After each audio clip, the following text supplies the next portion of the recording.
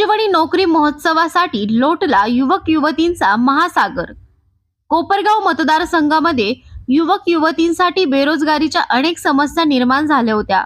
शिक्षण असून देखील नोकरी मिळत नसल्याने त्या विद्यार्थ्यांमध्ये नैराश्य, व्यसनधीनता, गुन्हेगारी, आत्महत्या आणि आर्थिक अस्थिरता समोर येत असताना या समस्येचे मूळ कारण समजून घेत संजीवनी युवा प्रतिष्ठानचे अध्यक्ष युवा नेते विवेक भैया कोल्हे यांनी 10,000 युवक युवतींसाठी तसेच अंध, अपंग, दिव्यांगांसाठी शनिवार दिनांक 5 ऑक्टोबर 2024 रोजी सर्व नव तरुण तरुणींना एका छताखाली आणून त्यांना थेट रोजगार मिळवून देण्यासाठी संत जनार्दन स्वामी महाराज आश्रम भक्त निवास या ठिकाणी सकाळी 9 वाजेपासून इंटरव्ह्यू सुरू करण्यात आल्या होत्या।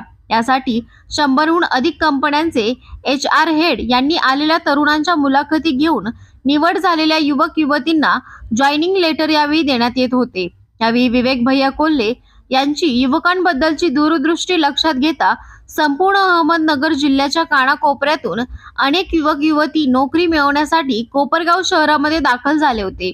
यावेळी कार्यक्रमाची सुरुवात उद्घाटन करून त्यानंतर दीप प्रज्वलन करून व सहकार महर्षी शंकररावजी कोल्हे साहेब यांच्या प्रतिमेचे पूजन करून कार्यक्रमाची सुरुवात करण्यात आली।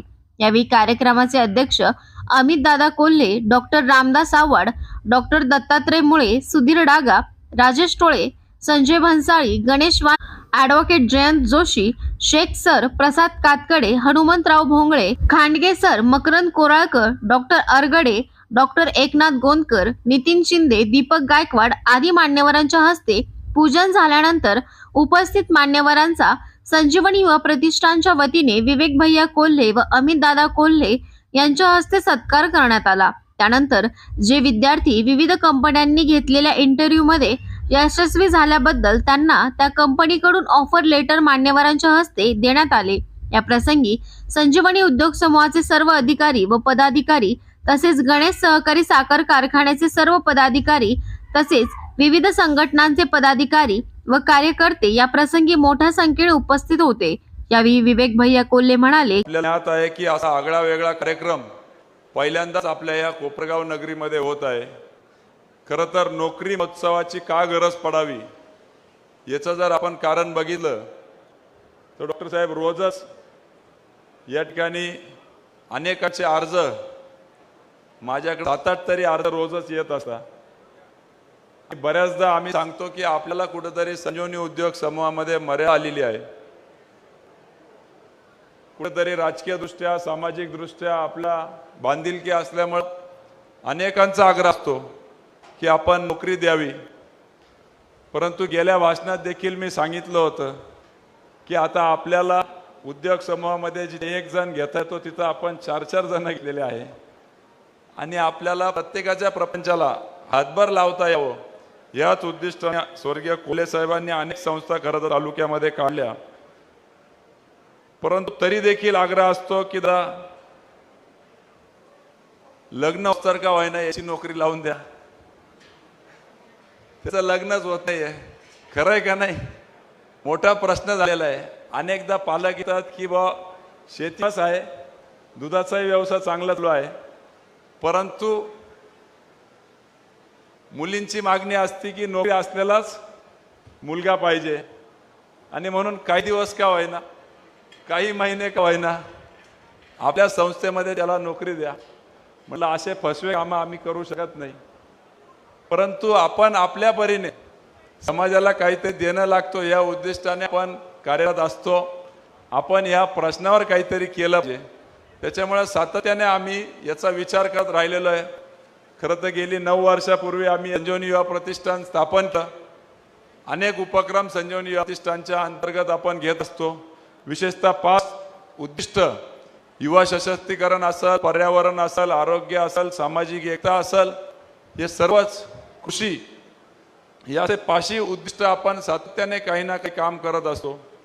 परंतु खऱ्या अर्थाने आज जर बघितलं तर आपल्या कोपरगाव नगरीमध्ये 18 ते 30 वर्षाच्या वयोगटाची जर संख्या बघितली तर जवळपास 60,000च्या वर ही संख्या आता जाते आहे आणि एवढ्या मोठ्या प्रमाणात आपल्याकडे युवा वर्ग आहे, युवती आहे, तर स्वाभाविक दृष्ट्या कुठेतरी आपल्याला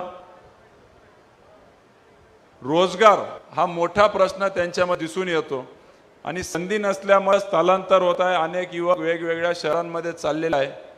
परंतु याचा जर आपण अभ्यास केला तर आपल्याला लक्षात येईल की एकेकाळी समृद्ध समजली जाणारी आपली बाजारपेठ, रेल्वे लाईन होती, गुळाचा व्यापार होता, ऑटोमोबाईल इंडस्ट्री मोठ्या प्रमाणात, गॅरेज याला आपण म्हणतो ते मोठ्या प्रमाणात होते. परंतु कालांतरानंतर याला कुठंतरी अडचणीत आले. खरं तर 2005 समन्वय कायदा आल्यानंतर उद्योग व्यवसाय येण्याची शक्यता आपल्या इथून मावळली. कारण की कुठलाही उद्योग यायचा म्हटलं तर पहिल्या पाण्याचं त्या ठिकाणी नियोजन पाहिजे.